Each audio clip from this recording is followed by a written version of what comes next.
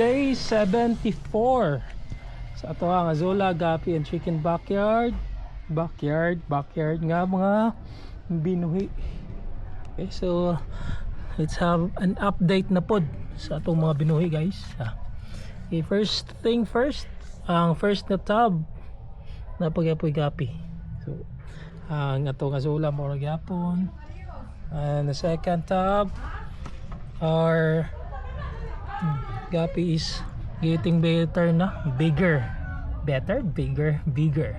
So dako na itong mga kan, getting bigger na itong mga gapis here, and ang atong duckweed is dying or namatay kay nag brown na itong mga azula. So ang azula diri is dili siya ka survive ang to azula dito. So proceed na po. What's that? Awan diri baga na kayo, pwede na ibahog sa atong mga manok diri pinikuan. So here there.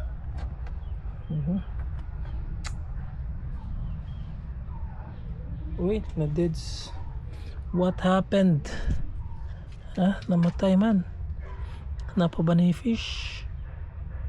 Napa. Pero na poison sila. I don't know what's the reason behind it. Namatay. And here, bago na ko naikuhaan, kagibahog na ko sa manok. Yan kanina itong dere.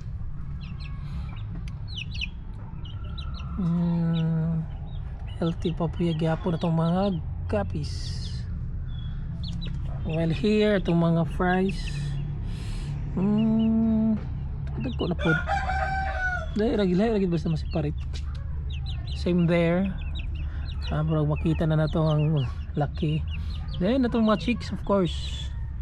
So gibutangan na ako na sila og tambal para di sila magluya.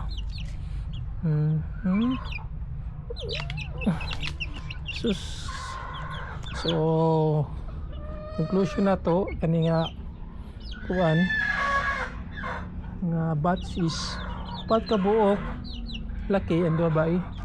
Diya gibutangan ako na siya kuha ko to gamay, gibutangan ako dere. And ang dere sa to kay pakaon ako nila. And dere kusog ka og kawan azula. So mga kuan po dere mga gapis. So kinagapon sila. And here pagkuha na akong tulong akong nakuha dere, gitransfer na ako dito kay para mas dalim na ako. Mas separate sila ni mga breeder na to. And then pregnant gyapon na sila. So ang wala na gitay laki dere kay hambak man siya. Gusto mo siya maghikog. So na itong mga kanawayon. And then isa ka balaw. Tulo ka kanawayon sa kabalaw. So gahapon gabi diri gabatog ang isa ang tulo diha. So what I did is kuha na akong kuha diri harang para dito sila sulod magstay para pod di sila mulanan kay sure kay ulanan ako. Gibutangan na ako kuan kanang tangan ako og sa tangan plastic. Nagluluya lagi siya saan ihaw ka. So 2, 4, 6, 7 na ang atong eggs diri. Ito kabok ng itlog dia. So rambol lang sa sila karon kay stop ang tag-breeding kay dahil ng panahon. Then kasto kay sa bahog. Then here, di na ito maklaro itong mga kuan. Itong mga alagang isda, gapis. So katunay ng utana, if okay lang ba isagol ang gapis sa akaplan. So okay ra kayo. So kani gamay ra kani sa una, karon baga na. So mangita na pod og bag-o nga tab para na ikabutangan. Para og magkuha tay bawg nila, another na pod pang snack na maguna. Para di lang gid sila nga gutomon. And then atong mga gapis here, mga electric blue moose ko na mo ala daghan ng mga fries dayo. Karon pa na ako na noticed. Kaunog ko no. Mosquito larvae. So katong tulong nga kan panda dala ako butang. Panda nga mga fries dire butang. Yeah. So let's proceed. Talisay na to nga. Ba yung daog pagyapon na to isa. Buyog. May maman niya. So wayon maman nani maman. And here is our mga chicks. Kipang butangan na po tambal para malagsik sila. So karon medyo uptake sila nga nakainom sila sa atong tambal nga gibutang. So we need to fill their tummies. Pakano na po natin sa sagbot para sunto sila. Doon sila. Kanang kalisay anak ko sa aning kanawayan na to.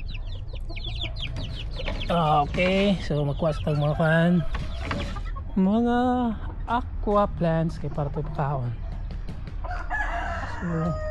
So mural na siguro for day 74 sa atong updates. Wala pa tayong mga bago nga mga changes sa atong backyard breeding, backyard farming nga ginagmay.